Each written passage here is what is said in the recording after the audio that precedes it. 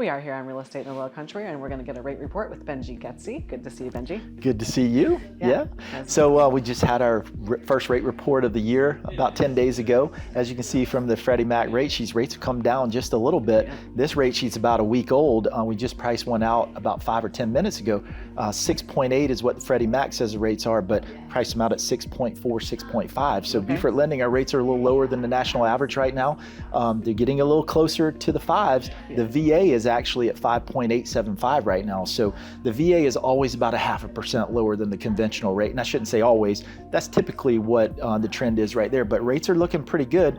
I still think we're gonna be trading sideways a little bit. The graph is starting to trend a little lower right now, which is a good sign for 2025. Yeah. We'll see what happens there, but overall applications are picking up as well. So seeing some more refinances coming in, and the purchase market, we're getting ready to get into the buying season right now, which is about 60% of most market sales for the year. So things are starting to pick up pretty good right now, which is a good sign. It is a good sign. And as you mentioned, going sideways for a while, is it going to still be sideways but still under 7, you think? Yeah, I don't think we're going to see rates going higher. Remember, we've had 2 years of the highest rates in 30 years. Right. So I think the rates are going to trend a little lower. I don't think we're going to see much higher with the rates, but that all depends on these tariffs and everything as well too. So we're really listening to that conversation right there. And I did talk to somebody from Fannie Mae. Their forecast is between 6 and 7% for the year on the conventional. Okay. I agree with that. I do think we're going to go a little lower than that. I think the VA may get a little closer to 5.0,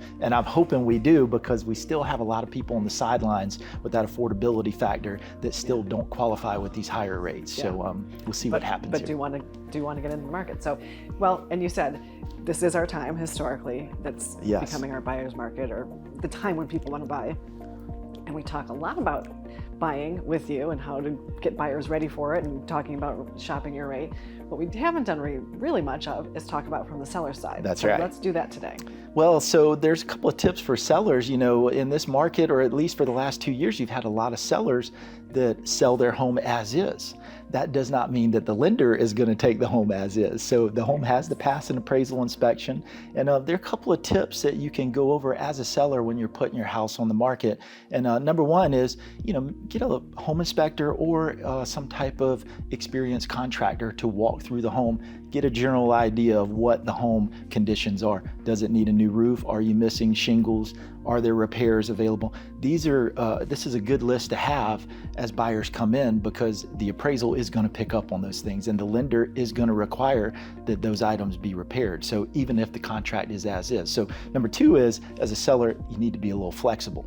And what I mean by being flexible is those repairs have to be done. Most lenders are not going to allow you to close and then do the repairs afterwards. We do have some lenders that allow that. It's called an escrow holdback, but sometimes the buyer does have to do those repairs before closing. So you don't ever want to let a buyer do those repairs before the lender tells you that's the last condition. So if you're going to participate in that and let the buyer do some repairs, make sure it's the last condition on the underwriting approval. So we do that sometimes. It's not good practice to allow the buyer to do that, but sometimes you have to do it.